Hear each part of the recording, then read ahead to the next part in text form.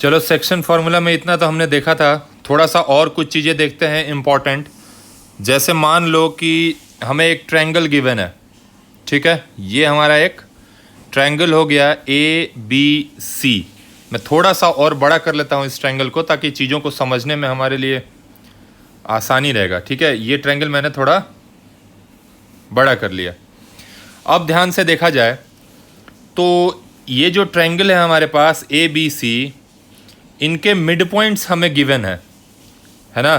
Suppose करो ये हमारा हो गया इसका मिड पॉइंट, ये हमारा हो गया AC का मिड पॉइंट, और ये BC का मिड पॉइंट हो गया DEF। ये तीनों पॉइंट्स जो हो गए ये मिड पॉइंट्स हो गए। अब हमें क्या होगा, सपोज करो कि इन मिड पॉइंट्स के कोऑर्डिनेट्स हमें गिवन होंगे। जैसे D के कोऑर्डिनेट्स सपोज करो मैंने कुछ ले लिया x1 y1, अभी बस समझाने के लिए बता रहा हूँ। D के कोऑर्डिनेट्स ले लिए x1 y1, E के कोऑर्डिनेट्स ले लिए x2 y2, और F के कोऑर्डिनेट्स हमने ले लिया x3 y3। ध्यान से सुनना ये कहानी, ठीक है। D के कोऑर्डिनेट्स x1, ये तीनों हमें क्वेश्चन में दिए होंगे, ठीक है। मिड पॉइंट्स के कोऑर्डिनेट्स हमें गिवन है क्वेश्चन में। D का x1 y1, E का x2 y2 और F का x3 y3। हमें क्या बोला जाएगा कि A B C के कोऑर्डिनेट्स पता करो। अगर मिड पॉइंट्स के कोऑर्डिनेट्स गिवन है तो A B C के कोऑर्डिनेट्स पता करो। अब हम क्या करते हैं, इसके लिए हमने क्या किया, इसको ज्वाइन कर दिया मिड पॉइंट्स को। तो मैं डॉटेड लाइन से रिप्रेजेंट कर रहा हूं जो मिड पॉइंट्स को ज्वाइन कर रहा हूं। देखो मैंने मिड पॉइंट्स को ज्वाइन कर दिया,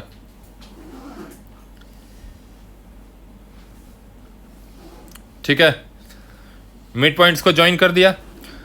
अब एक 9th क्लास में थ्योरम पढ़े होंगे, मिड पॉइंट थ्योरम। वो क्या कहता है, line joining the mid point of two sides of a triangle is parallel to the third side. इसका मतलब है ये जो लाइन है, देखो जो मैं ग्रीन कलर से ब्लू कलर से दिखा रहा हूं, ये जो लाइन है this FE is parallel to BC by mid point theorem. क्योंकि मिड पॉइंट थ्योरम के according line joining the mid point of two sides of a triangle is parallel to the third side. तो हमने AB और AC के mid points को join किया है, ये वाली लाइन है। तो अगर दो मिड पॉइंट्स को ज्वाइन किया है तो वो थर्ड साइड के पैरेलल होगी, यानी इस वाले लाइन के पैरेलल होगी। तो यहां से हम क्या बोल सकते हैं कि जो हमारा EF है, यहां से हम बोल सकते हैं कि जो हमारा EF है वो किसके पैरेलल है, EF is parallel to BC, बोल सकते हैं ना। अगर EF BC के पैरेलल है तो जो EF है हमारा वो CD के भी पैरेलल होगा, है ना। अगर BC के पैरेलल है तो CD के भी पैरेलल होगा। तो यहां से कंडीशन क्या निकल के आ गई कि EF पैरेलल CD, ठीक है। उसी तरीके से बच्चे अगर दूसरी साइड को देखोगे तो इनको देखो, अगर ये भी तो mid points of two sides को ज्वाइन किया गया है, F और D। F किसका मिड पॉइंट है, AB का। D किसका मिड पॉइंट है, BC का। तो F और D line joining the mid point of two sides of a triangle, मतलब FD को ज्वाइन करने वाली लाइन तीसरे साइड के पैरेलल होगी। तो तीसरा साइड कौन है हमारे पास, AC है। AC is the third side. तो इसका मतलब अगर DF पैरेलल, देखो ध्यान से, DF पैरेलल AC हम बोल सकते हैं। और अगर DF AC के पैरेलल है तो DF EC के भी पैरेलल होगा, जाहिर सी बात है। तो मैंने यहां से ये लिख दिया कि DF पैरेलल EC, ठीक, DF पैरेलल EC। अब जरा इन दोनों इक्वेशन को देखो, एक EF पैरेलल CD और एक DF पैरेलल EC। मतलब यहां से क्या आया, एक कह रहा है कि ये जो लाइन है वो इसके पैरेलल है, दूसरे ने क्या कहा कि ये वाली जो लाइन है वो किसके पैरेलल है, EC के पैरेलल है। देखो डायग्राम में, है ना। तो इसका मतलब बच्चे हम यहां से साफ साफ बोल सकते हैं कि ECDF is a parallelogram. Opposite sides parallel हैं तो ये पैरेलेलोग्राम ही होगा। अब एक प्रॉपर्टी क्या होती है, डायगोनल्स ऑफ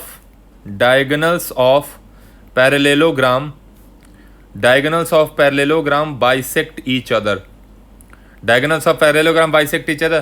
तो अब जरा स्क्रीन पे देखो, मैं पैरेलेलोग्राम के डायगोनल जो हमारा पैरेलेलोग्राम है उसका मैं अगर FC को ज्वाइन करूं और ED तो ज्वाइंड है ही, तो ये हमारा डायगोनल ऑफ पैरेलेलोग्राम होगा, और diagonal of parallelogram bisect each other है, मतलब बच्चे ये जो लेंथ होगी, मान लो जहां पॉइंट ऑफ इंटरसेक्शन को मैं एम नाम दे रहा हूं, एम, तो जो एफ एम होगा वही एम सी होगा, और जो एम डी होगा वही एम ई भी होगा, क्योंकि अगर ये point of intersection of diagonals है तो इस डायगोनल का भी मिड पॉइंट होगा M, M is the midpoint of FC and M is also midpoint of ED, क्योंकि ED और FC दोनों को बाइसेक्ट कर रहा है, तो दोनों का ही मिड पॉइंट होगा M।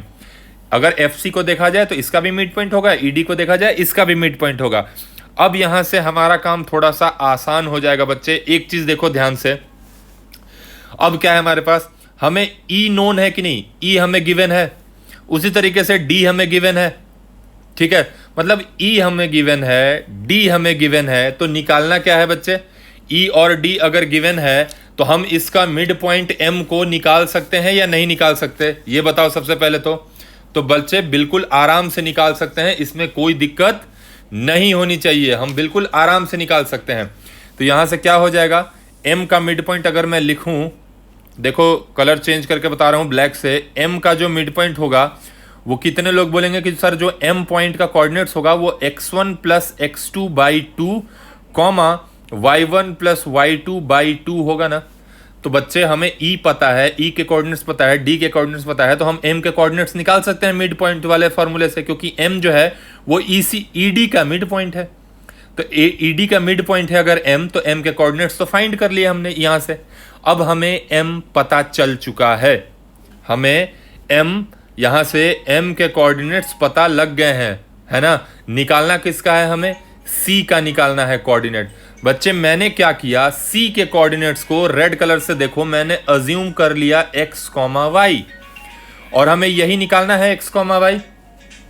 तो यहां पे क्या रिलेशन आएगा फिर से कि दोनों के x कोऑर्डिनेट्स का सम M के x कोऑर्डिनेट के इक्वल होगा, क्योंकि M जो है वो FC का मिड पॉइंट है। अगर ये पॉइंट F है, ये पॉइंट C है, तो M is also mid point of FC, है ना।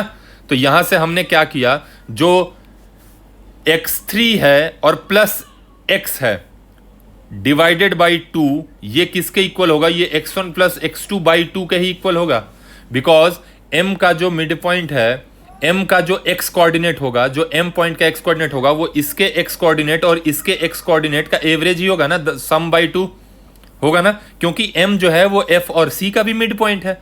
तो भाई F का कोऑर्डिनेट हमें पता है, C का हमने नहीं पता है, C का हमें निकालना है, तो हमने x3 प्लस x बाई 2 जब करेंगे तो M का ही तो x कोऑर्डिनेट मिलेगा ना, ठीक है। तो यहां से हमने क्या किया, ये C का x कोऑर्डिनेट था, ये हमारा F का x कोऑर्डिनेट था, दोनों को बाई 2 किया तो ये M का x कोऑर्डिनेट निकल गया। उसी तरीके से जब y कोऑर्डिनेट की बारी आएगी तो F का y कोऑर्डिनेट प्लस C का y coordinate by 2 is equal to M का y कोऑर्डिनेट, और M का y कोऑर्डिनेट क्या है, y1 प्लस y2 बाई 2 ही है, तो is equals to y1 plus y2 by 2, ठीक है। अब यहां से क्या देखोगे, हमें x3 पता है, x1 पता है, x2 पता है, ये 2 पता है, हमें x यहां से आराम से कैलकुलेट कर लेंगे।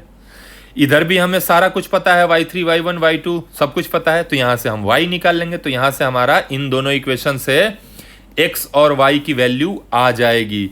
तो यहां से हम x और y मतलब C के कोऑर्डिनेट्स मिल गए।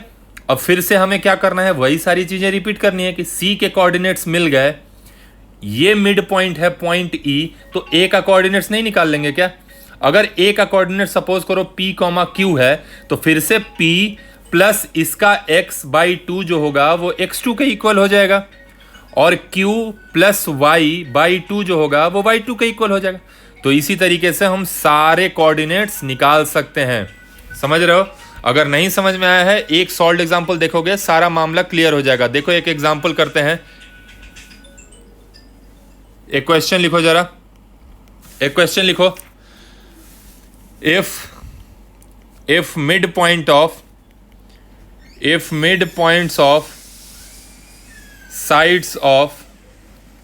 midpoints of sides of a triangle are 3, 4, 5, 2 and 1, 3, respectively find the coordinates of vertex. ठीक है, क्वेश्चन सिंपल है। If the mid points of sides of A triangle given है, हमें कोऑर्डिनेट ऑफ वर्टेक्स निकालना है बच्चे। देखो ब्लू कलर से सॉल्व कर रहा हूँ, बड़ा सिंपल सा तरीका है। मैंने क्या किया, एक ट्रायंगल बना लिया। ठीक है, ध्यान से सुनना सारे स्टेप्स को, बहुत आसान है। ये ए मान लिया, ये बी मान लिया, ये सी मान लिया। ठीक, मिड पॉइंट्स के कोऑर्डिनेट्स हमें गिवन है तीनों साइड के। कितना कितना है, सपोज करो एक पॉइंट है 3,4, दूसरा पॉइंट है 5,2 और तीसरा पॉइंट है 1,3। ये मैंने बना लिया। ठीक है, अब हमारा काम क्या है, इन पॉइंट्स को ज्वाइन करके हमें ए बी सी का कोऑर्डिनेट्स निकालना है बच्चे। ध्यान से देखो तो, अगर मैं इन तीनों पॉइंट्स को ज्वाइन कर दूं ऐसे ऐसे करके, ऐसे मैंने एक ट्रायंगल बना दिया। अब फिर से क्या होगा, according to above explained theory, this line, देखो मैं ग्रीन कलर से दिखा रहा हूं, this line is parallel to this line. Mid point theorem से line joining the mid point of two sides is parallel to third side. Similarly this line is also parallel to this side. इसका मतलब बच्चे, ये जो green से एक quadrilateral बन गया, ये एक पैरेललोग्राम होगा। ऑलरेडी ऊपर एक्सप्लेन कर चुका हूं मैं। तो क्या हो जाएगा, अगर नाम दे दूं मैं इसका ई, इसका एफ, इसका जी, तो E F C G is a parallelogram. तो diagonals of parallelogram bisect each other. मैंने डायगोनल बना दिया, इसको एम पे इंटरसेक्ट कर रहा है ये डायगोनल्स, है ना। तो बच्चे एम का कोऑर्डिनेट क्या हो जाएगा, तो m जो है वो एफ बी, इसका भी तो मिड पॉइंट है ना, एफ जी का मिड पॉइंट है m, और m जो है वो ई सी का भी मिड पॉइंट है। तो अगर f और g के कोऑर्डिनेट्स हमें नोन है तो हम m निकाल सकते हैं यहां से। f के कोऑर्डिनेट्स क्या है 3, g के x कोऑर्डिनेट क्या है 5 और बाई 2, ये हमारा m का x कोऑर्डिनेट हो जाएगा मिड पॉइंट से। उसी तरीके से y कोऑर्डिनेट क्या हो जाएगा 4 + 2/2, ये हमारा y कोऑर्डिनेट हो गया m का। तो क्या हो जाएगा, जो m के कोऑर्डिनेट्स आएंगे वो आ जाएंगे 4,3। ठीक है, m के कोऑर्डिनेट्स आ गए 4,3। अब हमारे यहां से c निकल जाएगा, क्योंकि m के कोऑर्डिनेट्स हमें पता चल गया ना, यहां से 4,3 मैंने लिख दिया है। अब c को सपोज करो, c का कोऑर्डिनेट्स है x1 y1, a का कोऑर्डिनेट्स है x2 y2 और b का कोऑर्डिनेट्स है x3 y3 सपोज। तो अब बच्चे जो ये m होगा वो E और C का भी तो मिड पॉइंट होगा, जो M होगा E और C का भी तो मिड पॉइंट M होगा। तो अगर यहां से देखा जाए तो जो M का x कोऑर्डिनेट है वो 1 + x1/2 = 4 होगा, क्योंकि इन दोनों का जो x कोऑर्डिनेट का सम बाई 2 होगा वही M का x कोऑर्डिनेट आएगा।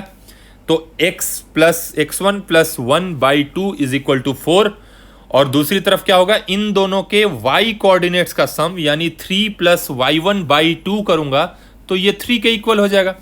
तो यहां से क्या आ जाएगा 3 + y1/2 = 3, y coordinate of m। अब यहां से x1 और y1 कैलकुलेट कर लेंगे। इसको जब सॉल्व करोगे तो 1 + x1 = 8, तो x1 = 7। इसको जब सॉल्व करोगे तो 3 + y1 = 6, ये 2 इधर जाके मल्टीप्लाई होकर 6 बन जाएगा, y1 = 3, है ना। तो अब जो है हमें c का कोऑर्डिनेट मिल गया। कितना है c का कोऑर्डिनेट 7,3। x1 की वैल्यू है 7, तो मैं इसको इरेज करके इसकी वैल्यू रख दे रहा हूं। c का कोऑर्डिनेट हमें हो गया 7,3। अब देखो इस साइड को,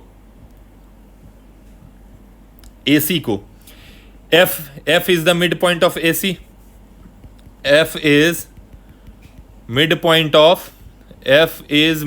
of AC, है ना। तो भाई a का x कोऑर्डिनेट और c का x कोऑर्डिनेट का एवरेज f का x कोऑर्डिनेट होगा, यानी x2 + 7/2 जो होगा वो f का x कोऑर्डिनेट यानी 3 हो जाएगा, और y2 + 3/2 जो होगा वो f का y कोऑर्डिनेट हो जाएगा, यानी 4 हो जाएगा। अब इसको बार बार मैं नहीं समझाऊंगा, ये मिड पॉइंट से होता है, इस पर आप ध्यान दो। अगर नहीं है तो पीछे वाले लेक्चर्स देखो, अगर ये चीज़ नहीं समझ में आ रहा है तो। ठीक है, इस इक्वेशन को सॉल्व करोगे तो क्या बनेगा, x2 + 7 = 6, तो x2 की वैल्यू आ जाएगी -1। इस इक्वेशन को जब सॉल्व करोगे तो यहाँ से क्या बनेगा तुम्हारा y2 plus 3 is equal to 8, तो y2 इज इक्वल टू 5 आ जाएगा। तो यहाँ से हमारा x2 कॉमा y2 कितना निकल गया, -1,5। ये किसके कोऑर्डिनेट्स निकल गए, ये हमारे x2 कॉमा y2 यानी इस पॉइंट के कोऑर्डिनेट निकल गए a के। तो a के कोऑर्डिनेट्स यहाँ से हमें कितना मिल गया, -1,5। तो मैं a के कोऑर्डिनेट्स की भी वैल्यू रख दे रहा हूँ क्वेश्चन में। तो हमारे a के कोऑर्डिनेट्स हो गए -1,5। ठीक है, अगर मेरे से कहीं कैलकुलेशन एरर होता है तो कोई बात नहीं, तुम्हें पकड़ में तो आ ही जाएगा कैलकुलेशन एरर। मेन चीज है तरीका कि स्टेप्स कैसे फॉलो करने हैं वो चीज। अब फिर से देखो तो जरा इसको, अब इनकी मदद से हम b के कोऑर्डिनेट नहीं निकाल सकते क्योंकि e जो है वो मिड पॉइंट है ए बी का। तो फिर से जो a का x कोऑर्डिनेट होगा और जो b का x कोऑर्डिनेट होगा उनका एवरेज 1 के इक्वल होगा, मतलब उनके x कोऑर्डिनेट का sum by 2 is equal to x coordinate of e, और इन दोनों के y कोऑर्डिनेट का एवरेज 3 के इक्वल होगा। तो कर दिया, तो यहां से हमने क्या निकाला, -1 प्लस x3 क्या आया, -1 प्लस x3 बाई 2 जो होगा ये किसके इक्वल हो जाएगा, तो मिड पॉइंट के x कोऑर्डिनेट यानी 1 के इक्वल हो जाएगा। e का x कोऑर्डिनेट क्या है, 1 है, तो इसको कर दिया इक्वल टू 1। उसी तरीके से जो दूसरा वाला होगा y कोऑर्डिनेट वो क्या हो जाएगा, इसका y कोऑर्डिनेट प्लस इसका y कोऑर्डिनेट यानी 5 प्लस y3 बाई 2 वो 3 के इक्वल हो जाएगा, है ना। तो उसको कर दिया तो आ गया 5 प्लस y3 बाई 2 जो होगा वो 3 के इक्वल हो जाएगा। तो इसको सॉल्व करोगे बालक तो आ जाएगा x3 माइनस 1 की वैल्यू 2, तो x3 इज इक्वल टू आ गया 3। और सिमिलरली अगर इस इक्वेशन को देखा जाए तो यहां से y3 प्लस 5 की वैल्यू आ गई 6, तो y3 इज इक्वल टू आ गया 1, यानी x3 कॉमा y3 का वैल्यू हमने कैलकुलेट कर लिया। x3 और y3 कितना हो जाएगा हमारा, तो 3,1 हो जाएगा। तो अब हमने तीनों साइड्स कैलकुलेट कर लिए ना, x3 और y3, 3,1। तो बस किसी तरीके से अगर एक कोई भी कोऑर्डिनेट मिल गया हमें तो बाकी के 3 निकल जाते हैं। ये बहुत इंपॉर्टेंट क्वेश्चन है बोर्ड के लिए, इस तरह का क्वेश्चन मोस्ट ऑफन पूछा जाता है। ठीक है, तो आप इस चीज़ पे ध्यान देना। उम्मीद करता हूं कि ये चीज़ समझ में आया होगा तुम लोगों को। नहीं समझ में आया होगा तो एक बार दोबारा से शुरू से कहानी सुनो, वैसे ही बहुत स्लो समझाया है मैंने। ठीक है, तो ये तो था हमारा फर्स्ट पॉइंट कि अगर मिड पॉइंट गिवन है तो ऐसे ऐसे ऐसे ऐसे काम करेंगे। ठीक है, दूसरी चीज देखो, दूसरा जो इंपॉर्टेंट पॉइंट है जिस पे क्वेश्चन पूछा जाता है मोस्ट ऑफन, वो क्या पूछते हैं, एक पैरेललोग्राम दे देंगे आपको, एक पैरेललोग्राम दे देंगे। ठीक है, सपोज करो ये एक पैरेललोग्राम है, 3 कोऑर्डिनेट्स दे रखा होगा उन्होंने। मान लो ये x1 y1 दे दिया, ये b को x2 y2 दे दिया, ये c को x3 y3 दे दिया, और d की वैल्यू पूछेंगे, मतलब d के कोऑर्डिनेट्स पूछेंगे। If 3 coordinates of a parallelogram are given then how to calculate the 4th coordinate. ये ऑलरेडी ऊपर के सवालों में डिस्कस कर चुके हैं, बहुत इजी है। क्या करेंगे, फिर से वही कॉन्सेप्ट यूज करेंगे कि डायगोनल्स बाइसेक्ट करते हैं तो चौथा वर्टेक्स निकल जाएगा। ठीक है, तो हमने क्या किया, दोनों डायगोनल को बना दिया। ठीक, अब बच्चे ये बताओ, ये हमें नोन है, ये हमें नोन है, ये हमें नोन है, तो ये पॉइंट ऑफ इंटरसेक्शन का कोऑर्डिनेट मैं नहीं निकालूंगा क्या। अगर ये पॉइंट को मैंने m बोला तो m का कोऑर्डिनेट कितना हो जाएगा, ध्यान से देखो तो जरा, m का जो कोऑर्डिनेट होगा that will be x1 plus x3 by 2, और y कोऑर्डिनेट कितना हो जाएगा, मैं अलग लिखता हूँ, यहाँ देखने में दिक्कत हो रहा होगा, मैं बाहर ही लिख रहा हूँ। ठीक है, m के जो कोऑर्डिनेट्स होंगे, m के कोऑर्डिनेट्स वो x1 प्लस x3 बाई 2, और y coordinates y1 plus y3 by 2। Already explain कर चुका हूँ, ये m मिड पॉइंट है तो इन दोनों का x कोऑर्डिनेट का एवरेज और y कोऑर्डिनेट का एवरेज इसका x और y कोऑर्डिनेट दे देगा। ठीक है, अब फिर से हमें m पता लग गया, m के कोऑर्डिनेट्स हमें पता लग चुके हैं, यहाँ पे निकाल चुका हूं मैं। b हमें पता है तो हम d नहीं निकाल लेंगे क्या, d नहीं निकाल लेंगे, कैसे निकालेंगे, फिर से d के कोऑर्डिनेट्स को मान लेंगे कि x, y है d के कोऑर्डिनेट। तो जो x प्लस x2 बाई 2 होगा वो m का x कोऑर्डिनेट होगा कि नहीं होगा, mx, और m का x कोऑर्डिनेट कितना है, इतना, जो हमने कैलकुलेट कर रखा है ऑलरेडी, यानी ये वैल्यू हो जाएगी x1 प्लस x3 बाई 2 के। उसी तरीके से y plus y two by two किसके इक्वल हो जाएगा? तो m के y कोऑर्डिनेट के, यानी y1 plus y three by two के। ठीक है बच्चे, अब यहां से देखो x2 पता है, x1 x3 पता है, ये सारा पता है, तो x नहीं निकाल लेंगे हम, आराम से निकल जाएगा। यहां बस y अननोन है, ये पता है, ये पता है, ये पता है, ये क्वेश्चन में गिवन है, तो y निकल जाएगा। तो x, y आ जाएगा यहां से सॉल्व करके। ठीक है, कोई दिक्कत नहीं है, नॉर्मल सा क्वेश्चन है। ओके, आगे चलते हैं, थोड़ा सा और आगे चलते हैं। ये तो हो गया सेकंड टाइप। थर्ड पॉइंट जो आपके दिमाग में बैठ जाना चाहिए वो ये होता है कि अगर ये ट्रायंगल है, ये हमें एक ट्रायंगल गिवन है, ठीक है, ए बी सी, ठीक है। इस ट्रायंगल का अगर तीनों वर्टेक्स का कोऑर्डिनेट मुझे पता है, ये x1 y1 है, ये b के कोऑर्डिनेट सपोज करो x2 y2 है, c के कोऑर्डिनेट्स x3 y3 है। ये तीनों हमें दे रखा है, जो x1 y1 है a का कोऑर्डिनेट, b के कोऑर्डिनेट x2 y2, c का कोऑर्डिनेट x3 y3, ये हमें दिया हुआ रहेगा, ये गिवन होगा। ठीक है, अब हमें क्या, एक सपोज करो AD जो है वो है मीडियन है, AD जो है वो मीडियन है। तो सेंट्रॉइड क्या होता है ऑलरेडी बता चुका हूं, point of intersection of medians, point of intersection of medians is centroid.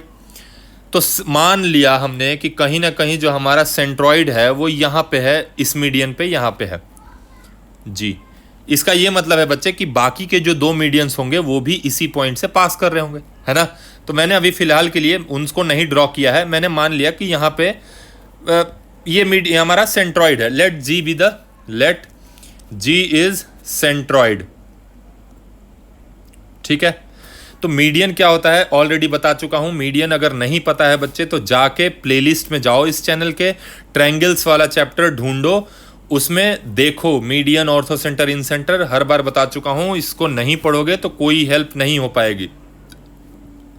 Median होता है line joining vertex to the mid point of opposite side, मतलब कि डी जो होगा, अगर एडी मीडियन है तो D is mid point of BC.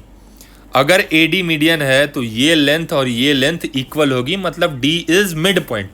बच्चे अगर ये बताओ, हमें ए बी सी क्वेश्चन में गिवन है ना, ये नोन वैल्यू है, तो डी का कोऑर्डिनेट हम नहीं निकालेंगे। अगर डी मिड पॉइंट है तो बिल्कुल निकाल लेंगे। तो डी का कोऑर्डिनेट क्या हो जाएगा यहाँ से, x2 plus x3 by 2 comma y2 plus y3 by 2।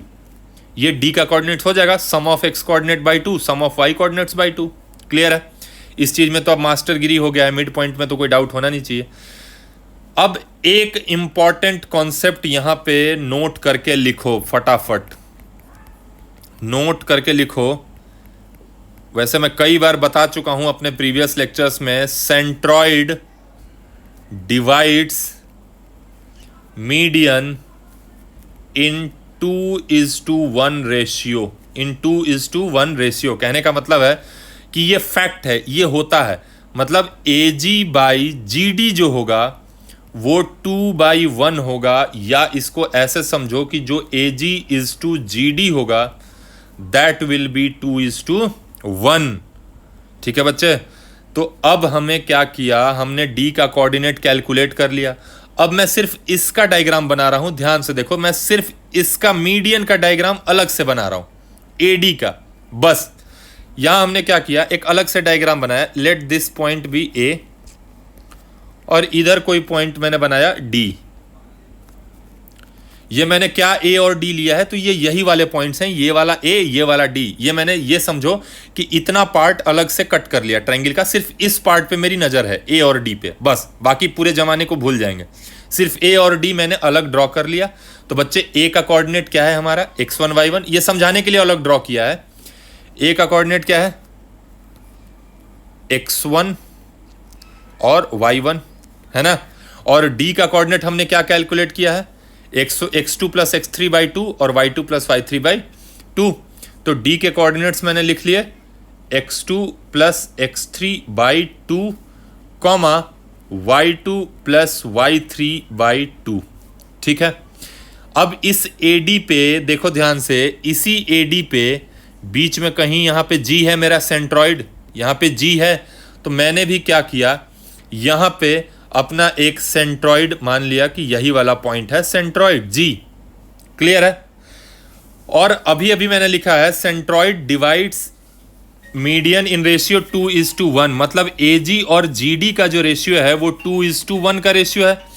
वो चीज मैंने यहां पे बड़ा बड़ा मैं देखो बोल्ड में बिल्कुल लिख दे रहा हूं कि दिस इज 2:1, ये 2:1 का रेशियो है ये। अब चलते हैं, अब हमें निकालना क्या है, बात तो यही हो गई कि पूरा रामायण पढ़ दिया, निकालना क्या है। तो बच्चे हम सेंट्रॉइड का कोऑर्डिनेट निकालेंगे। तो सेंट्रॉइड का कोऑर्डिनेट मान लो मैंने अज्यूम कर लिया कि x, y है, सेंट्रॉइड का कोऑर्डिनेट x, y है।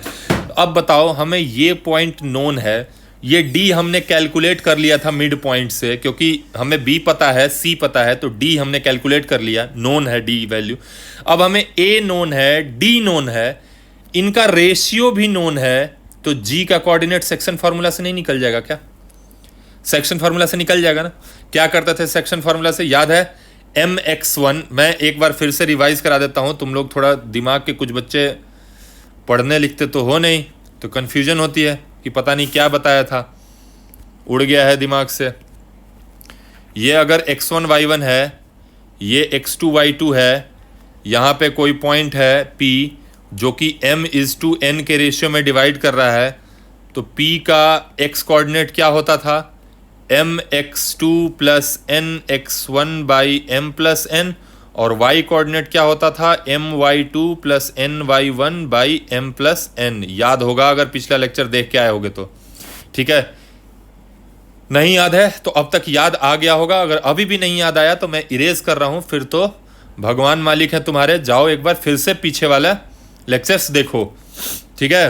फिर कोई मदद नहीं कर सकता तुम्हारा अगर नहीं याद है तो। ये देखो, मैं मान के चल रहा हूं कि तुम लोगों को सेक्शन फार्मूला आता है, तो जो G के कोऑर्डिनेट्स होंगे बालक, वो क्या होंगे G के कोऑर्डिनेट्स, तो G का जो x कोऑर्डिनेट होगा वो इक्वल टू, क्या करते हैं, एक बार इसको इसके x कोऑर्डिनेट से प्लस इसको इसके x कोऑर्डिनेट से और divided by sum of ratio, यानी 2 into x2 plus x3 by 2 plus 1 into x1 divided by sum of ratio करते थे, सम ऑफ रेशियो यानी 2 प्लस 1, ठीक है। तो बच्चे यहां से x कोऑर्डिनेट क्या आ जाएगा हमारा, ये देखो, ये 2 कैंसिल हो जाएगा, तो बचेगा क्या, x2 plus x3 plus x1 by 3, ठीक है।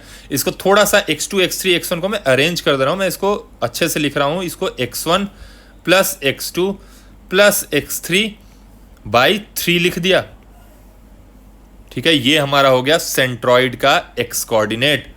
उसी तरीके से बालक फिर से सेक्शन फॉर्मूला लगाएंगे y कोऑर्डिनेट्स के लिए, तो क्या करेंगे, इस 2 को अब इसके y कोऑर्डिनेट से मल्टीप्लाई करेंगे और इस 1 को इसके y कोऑर्डिनेट से मल्टीप्लाई करेंगे, तो इस बेचारे का y कोऑर्डिनेट निकल जाएगा सेक्शन फॉर्मूला से। तो यहां से हम क्या लिखेंगे, y is equal to 2 times of y2 plus y3 by 2, y2 plus y3 by 2 plus 1 into y1 divided by sum of ratio, यानी 2:1 था ना, तो 2 प्लस 1, तो y की वैल्यू कितनी आ गई, फिर से ये 2 और ये 2 कैंसिल हो जाएगा, y1 plus y2 plus y3 by 3। Clear है? तो कहने का ये मतलब है कि इतना राम कहानी क्यों सुनाया गया, तो इतना राम कहानी बच्चे इसलिए सुनाया गया क्योंकि हमें क्या था, स्टार्टिंग में एक ट्रायंगल के सिर्फ 3 वर्टिसेस दे रखे थे, ये वर्टिसेस, ये वर्टिसेस और ये वर्टिसेस, और हमसे पूछा गया था कि सेंट्रॉइड निकालो। हमने क्या किया, मैं फिर से एक बार ब्रीफ कर रहा हूं, सिर्फ डायग्राम ही दिखाऊंगा, आगे कुछ नहीं दिखाऊंगा, देखो ध्यान से। हमने क्या किया, हमें गिवन है कि AD मीडियन है, AD मीडियन है तो D जो होगा वो मिड पॉइंट होगा BC का, BC का मिड पॉइंट D होगा, तो मिड पॉइंट वाले फॉर्मूला से B और C गिवन है, तो हमने D कैलकुलेट कर लिया, D पता लग गया। अब दूसरा पॉइंट क्या लिखा हमने, सेंट्रॉइड डिवाइड्स मीडियन इन 2:1 रेशियो, मतलब हमें अब ये चीज कहीं से पता चल गया कि ये जो सेंट्रॉइड है वो इसको 2 और 1 के रेशियो में डिवाइड कर रहा है। अब डी का कोऑर्डिनेट पता है, ए का कोऑर्डिनेट पता है, रेशियो पता है, तो बीच वाला पॉइंट तो निकाल ही सकते हैं सेक्शन फॉर्मूला से। तो वही हमने यहाँ पे एक्सप्लेन किया है तुम लोगों को।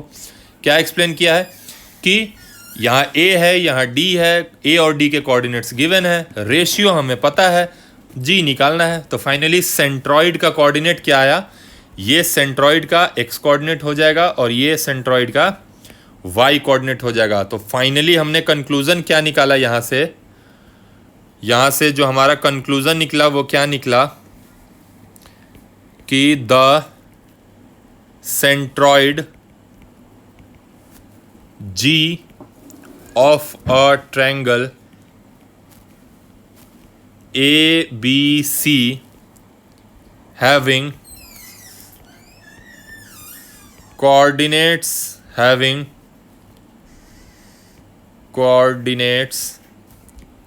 A x1 y1 x1 y1 B x2 y2 and C x3 y3 is given by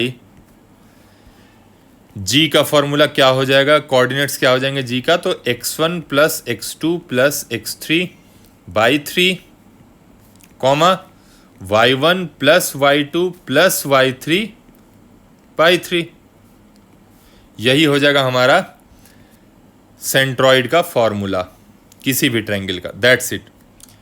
ठीक है, ये वैसे तो जहाँ तक मुझे लगता है अगर बेसिक सही है तुम लोगों का तो 90% बच्चों को समझ में आ गया होगा।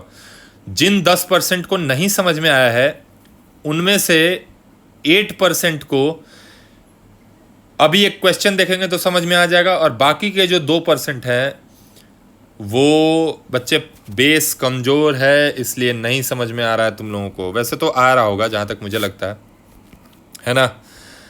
तो चलो एक क्वेश्चन देखते हैं। अगर इसी पे एक क्वेश्चन देखा जाए सपोज, तो हमें एक ट्रायंगल गिवन है।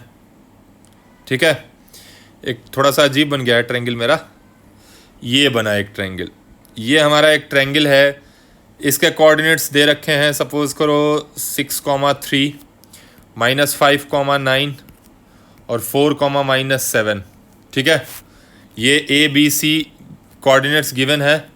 डायरेक्ट पूछा गया है फाइंड कोऑर्डिनेट्स ऑफ सेंट्रॉइड।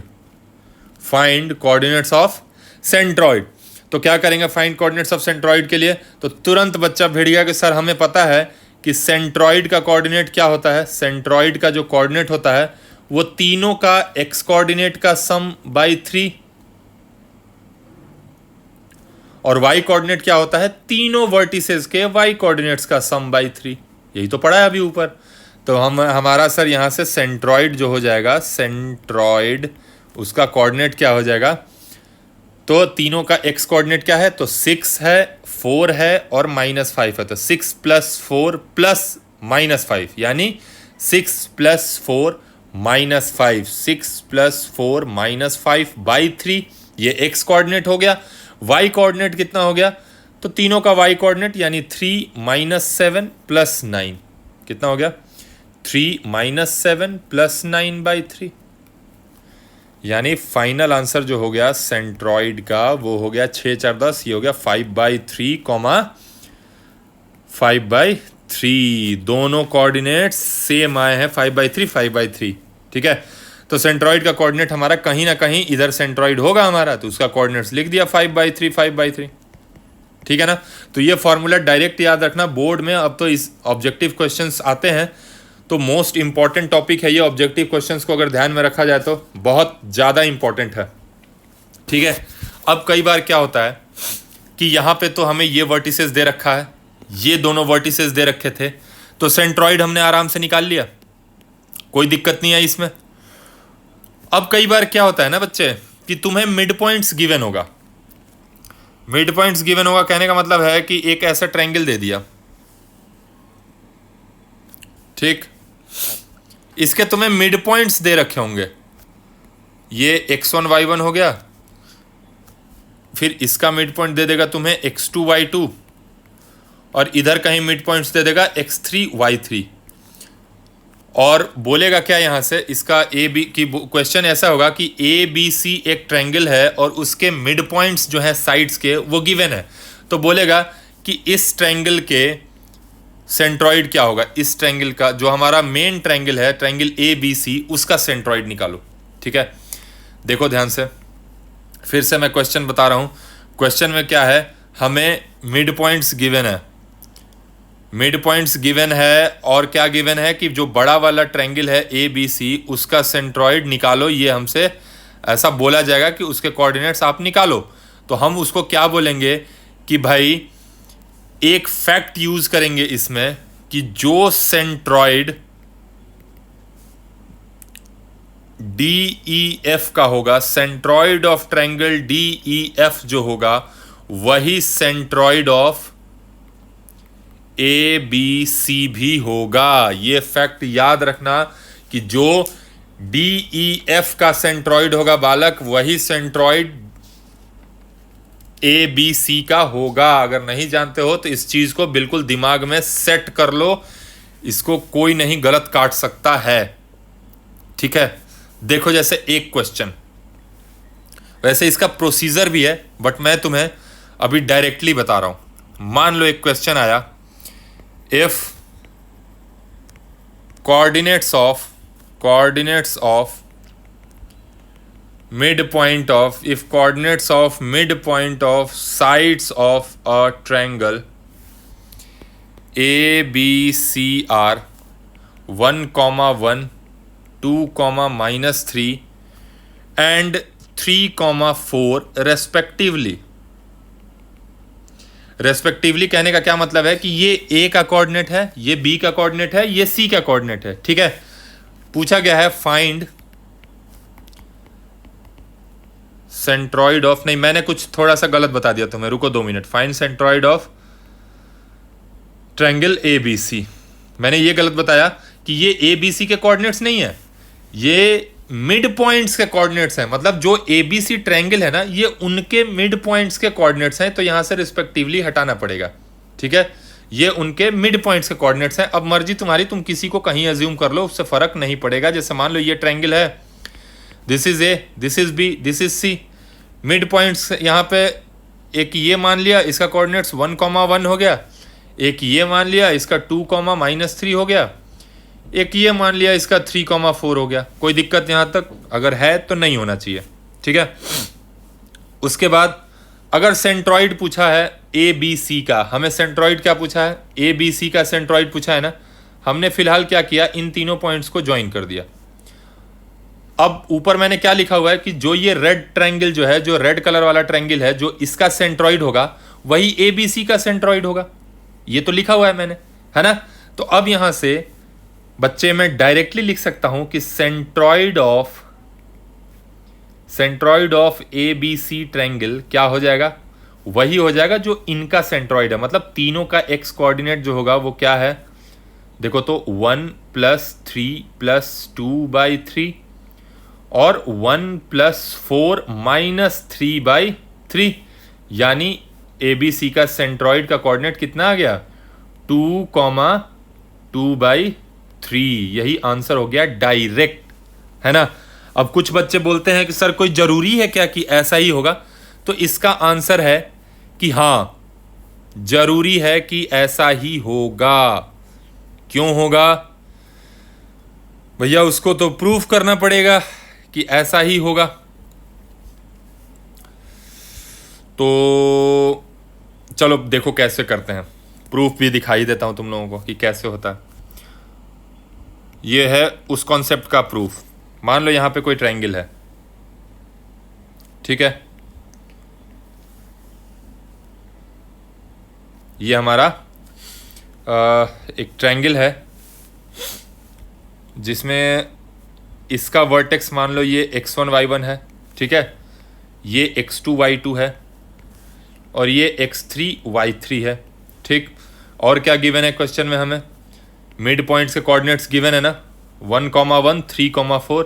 तो मैंने मिड पॉइंट्स को देखो ब्लू कलर से मार्क कर लिया। इसका जो मिड पॉइंट है इसका नाम दे दिया D 1, 1, इसका जो मिड पॉइंट है उसका नाम दे दिया E, और ये कितना है 2, -3, और बाकी का मिड पॉइंट है 3,4। इसका नाम ले लो F और ये हो गया 3,4।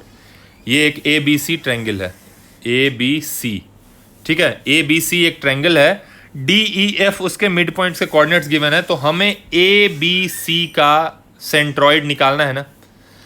ABC का सेंट्रॉइड निकालना है तो हमें पता है कि इनडायरेक्टली हमें क्या निकालना है। तो सर हमें निकालना है x1 plus x2 plus x3/3 की वैल्यू और y1 plus y2 plus y3/3 की वैल्यू। यही चाहिए, कोई दिक्कत नहीं यहाँ तक। चलो भिड़ते हैं। ओके, अब मुझे बताओ D, अगर ये मिड पॉइंट्स है, अगर D, if D is the mid point of AB, तो A का x कोऑर्डिनेट और B का x कोऑर्डिनेट का एवरेज 1 के इक्वल होगा, मिड पॉइंट फॉर्मूले से होगा। यानी मैं लिख सकता हूं कि जो x1 प्लस x2/2 होगा वो 1 के इक्वल होगा। मतलब यहां से x1 प्लस x2 की वैल्यू 2 आ जाएगी। ठीक, आगे बढ़ते हैं। उसी तरीके से बच्चे y1 प्लस y2/2 की वैल्यू कितनी हो जाएगी, मिड पॉइंट का y कोऑर्डिनेट, यानी 1 के इक्वल हो जाएगा।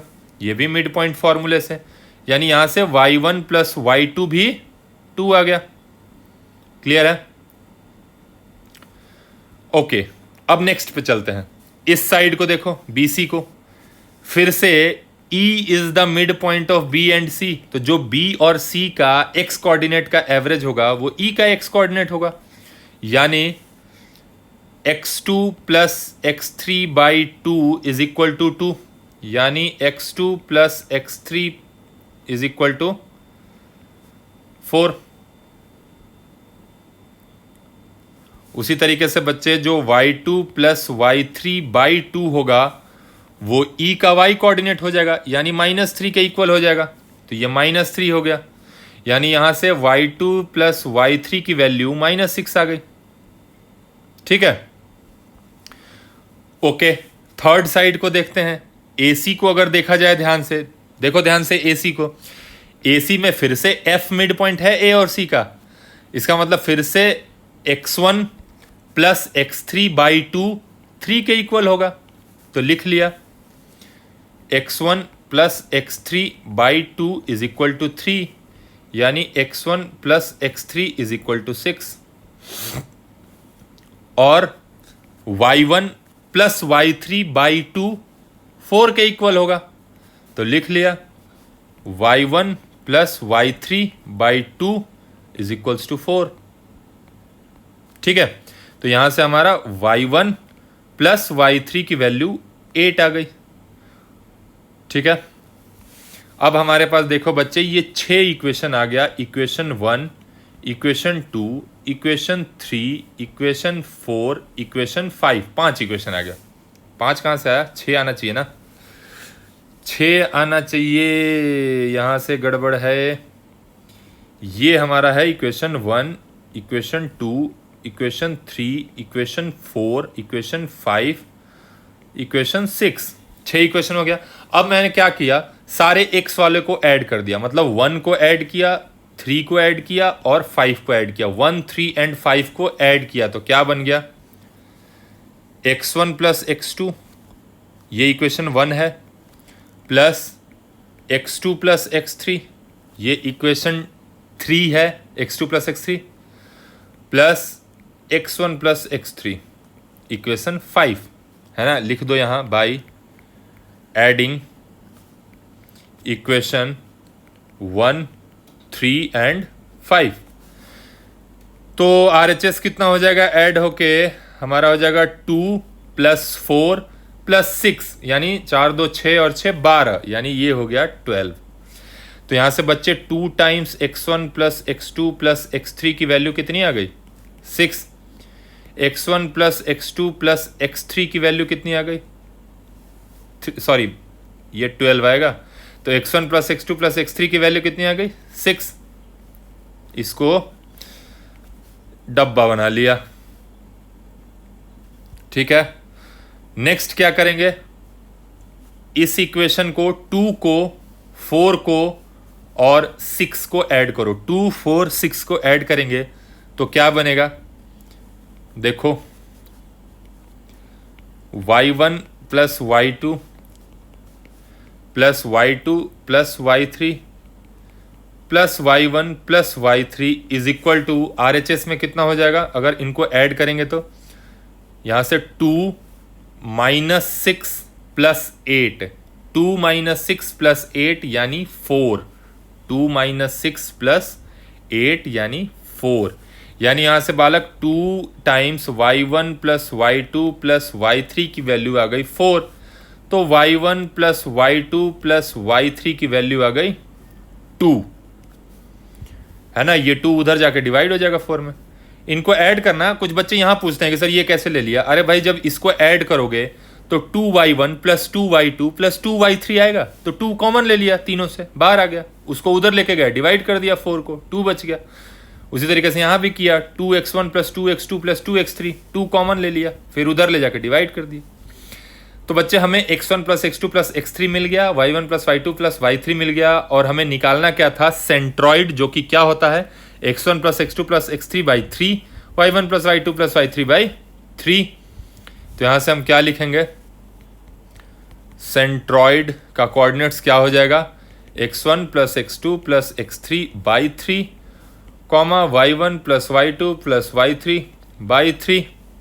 x1 plus x2 plus x3 की वैल्यू कितनी कैलकुलेट की हमने, 6, यानी इसका कोऑर्डिनेट कितना आ गया, 6 by 3, comma y1 plus y2 plus y3 कितना है हमारा, 2 है, तो हो गया 2 बाई 3। यानी फाइनल आंसर आ गया सेंट्रॉइड का 2, 2 बाई 3। ये वही आंसर आया क्या जो हमने ऊपर डायरेक्ट निकाल लिया था, 2, 2 बाई 3। ये देखो तो ऊपर जो हमने डायरेक्ट छोटे से मेथड में निकाल लिया था 2, 2 बाई 3, फाइनली भी वही आएगा। कहने का मतलब ये है मेरा बच्चे कि अगर दोनों मेथड तुम लोगों को पता है, ये क्या था प्रोसीजर कि पूरे प्रोसेस के साथ आंसर ले आए, है ना। ऊपर क्या था, हमने कॉन्सेप्ट यूज किया, दिमाग लगाया, 10 सेकेंड के अंदर आंसर ले आया। तो ये काम आप करोगे कंपटीशन वगैरह में, या अगर 10th में 1 मार्क में क्वेश्चन आ जाता है या 2 मार्क में क्वेश्चन आ जाता है तो ये काम कर सकते हो। बट अगर यही क्वेश्चन सेम सेंट्रॉइड निकालने के लिए 4 मार्क्स में आता है तो ये कभी मत करना, क्योंकि 10th में बच्चे स्टेप मार्किंग होती है।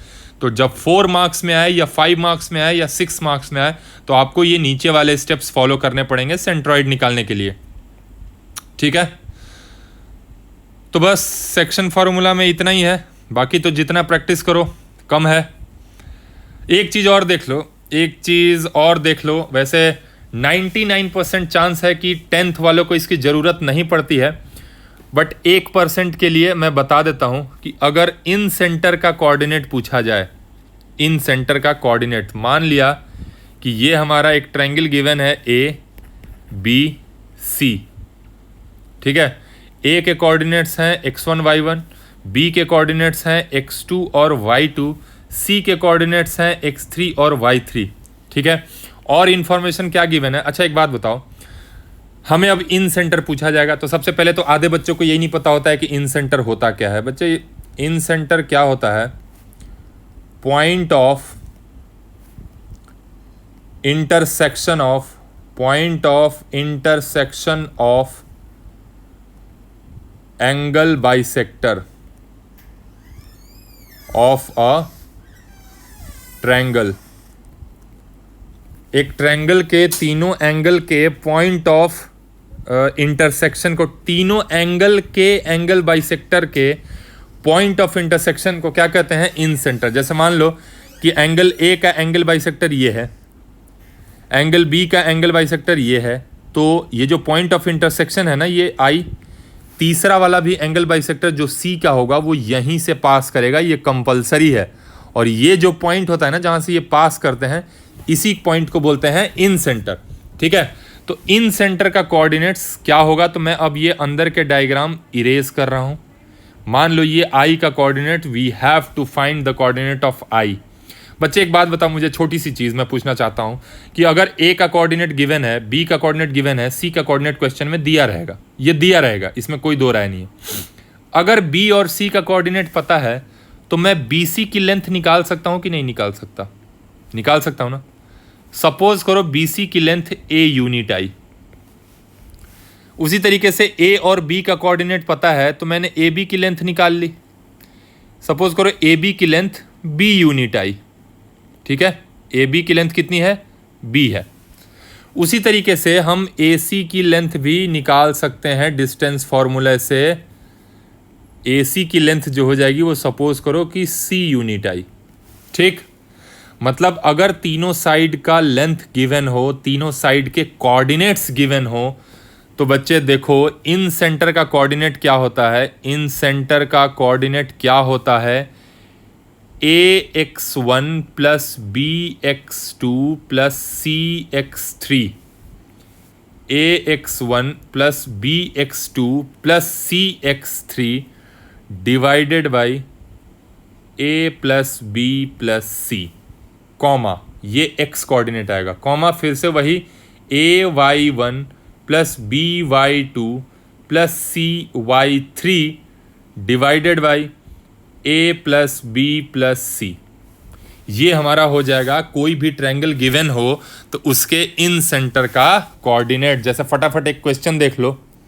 अच्छा, इसमें देखो कॉन्सेप्ट याद रखना बड़ी बात नहीं है, बहुत सिंपल सा चीज़ है। इसमें आपको क्या करना है, सेंट्रॉइड तो इजी था ना, तीनों का सम बाई 3 कर दिया था। इन सेंटर में क्या करना है ना कि इस लेंथ को अगर लोगे तो इसके ऑपोजिट वाले का एक्स कोऑर्डिनेट, इस लेंथ को लोगे तो इसके ऑपोजिट वाले का एक्स कोऑर्डिनेट, और इस लेंथ को लोगे तो इसके ऑपोजिट वाले का एक्स कोऑर्डिनेट। देखो हमने थोड़ा सा यहाँ पे मार्किंग में गड़बड़ इसलिए कर दी है कि नॉर्मली जो स्टैंडर्ड नोटेशन होता है ना, वो जो वर्टेक्स का साइन लेते हैं तो ऑपोजिट साइड का लेंथ भी वही लेते हैं स्मॉल लेटर में। तो अगर वर्टेक्स मेरा कैपिटल ए है तो उसके सामने वाला साइड मैंने स्मॉल ए लिया है। उसी तरीके से अगर यहाँ पे वर्टेक्स कैपिटल बी है तो सामने वाला साइड हमें स्मॉल बी लेना चाहिए। तो मैं इस सी को हटा के यहाँ पे लिख रहा हूँ बी यूनिट, और इस बी को चेंज करके यहाँ पे लिख रहा हूँ सी यूनिट। ये स्टैंडर्ड नोटेशन होता है, ये ऐसे, इससे कोई फ़र्क नहीं पड़ेगा, सी यूनिट, ठीक है। तो बेसिकली हमारा फॉर्मूला क्या है कि अगर ये लेंथ लूंगा तो इस लेंथ को सामने वाले एक्स कोऑर्डिनेट से मल्टीप्लाई करूंगा, इस लेंथ को इसके सामने वाले के एक्स से, और इस लेंथ को इसके सामने वाले के एक्स से, तो हमें इन सेंटर का एक्स कोऑर्डिनेट मिल जाएगा। जैसे एक क्वेश्चन देखो, मान लो एक ट्रायंगल है, फटाफट देख लो। इसका कोऑर्डिनेट सपोज करो 1,3 है, इसका 2,0 है, और इसका 1,1 है, ठीक है। ए बी सी गिवन है, हमसे बोला है find in centre. In centre का कोऑर्डिनेट निकालना है। सबसे पहले तो हम क्या करेंगे बच्चे, तीनों साइड की लेंथ निकालेंगे। बी सी की लेंथ बताओ कितनी हो जाएगी, तो डिस्टेंस फॉर्मूला से √2 - 1 का स्क्वायर प्लस 0 - 1 का स्क्वायर, यानी √1 + 1 √2 आया, यानी बी सी की लेंथ हमारी आ गई √2, ठीक है। ये मैंने मार्क कर दिया यहाँ पे √2। फिर ए सी की लेंथ निकालूंगा मैं। ए सी की लेंथ क्या हो जाएगी, √, एक्स कोऑर्डिनेट का डिफरेंस का स्क्वायर, यानी 1 - 1 का स्क्वायर, मतलब 0 का स्क्वायर, तो 0 ही हो जाएगा, प्लस 3 - 1 का स्क्वायर, 3 - 1 का स्क्वायर, यानी √2 का स्क्वायर, यानी 2 ही आ जाएगा। तो भाई ए सी की लेंथ आ गई 2, ये मैंने यहाँ लिख लिया। ए सी की लेंथ कितनी हो गई हमारी, यहाँ से 2 हो गई। अब ए बी की लेंथ निकाल लो, तो ए बी की लेंथ क्या हो जाएगी, ए बी की लेंथ क्या हो जाएगी, तो ए के कोऑर्डिनेट्स कितना है, ए का एक्स कोऑर्डिनेट x, बी का एक्स कोऑर्डिनेट 2, x1 - x2 का होल स्क्वायर, यानी 1 - 2 का होल स्क्वायर, √1 - 2 का whole square, plus y coordinate का डिफरेंस, यानी 3 - 0 का होल स्क्वायर। तो ये लेंथ कितनी आ गई भाई, √1 + 9, यानी √10। इसके कोऑर्डिनेट्स कितने हो गए, √10, ठीक है। ये हमारा हो गया तीनों साइड का लेंथ निकाल लिया हमने डिस्टेंस फार्मूला से। अब क्या करेंगे, इन सेंटर निकालना है ना। तो देखो इन सेंटर के लिए मैंने क्या किया, सीधा सीधी यहाँ देखो ग्रीन कलर से मैं लिख रहा हूँ, इन सेंटर का जो कोऑर्डिनेट्स हो जाएगा वो क्या होगा, इस साइड को इसके x से मल्टीप्लाई करेंगे, तो √2 × 1, यानी √2, प्लस ये 2 × 2, यानी 4, प्लस ये 1 × √10, यानी √10 by a plus B plus C, यानी तीनों साइड का लेंथ का सम। यही होता है ना फार्मूला, देखो भाई तीनों साइड के लेंथ का सम, यानी divided by 2 plus √2 plus √10, 2 plus √2 plus √10। ये हो जाएगा इन सेंटर का x कोऑर्डिनेट। इन सेंटर का y कोऑर्डिनेट क्या होगा, तो इस लेंथ को सामने वाले y से, इस लेंथ को इसके सामने वाले y से। तो सबसे पहले तो इसको मैंने इसके सामने वाले y से किया तो 3√2 आ गया, तो लिख लिया 3√2 प्लस इसको करोगे जब सामने वाले y से तो 2 इंटू 0 यानी 0 प्लस इसको करेंगे इसके सामने वाले y से यानी √10 इंटू 1 यानी √10 divided by sum of length यानी 2 प्लस √2 प्लस √10।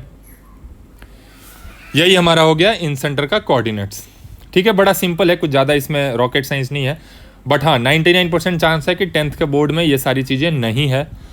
बाकी तुम्हारी मर्जी, उतना मुश्किल है नहीं, तो इसको देख लेना, कुछ भी क्यों छोड़ना।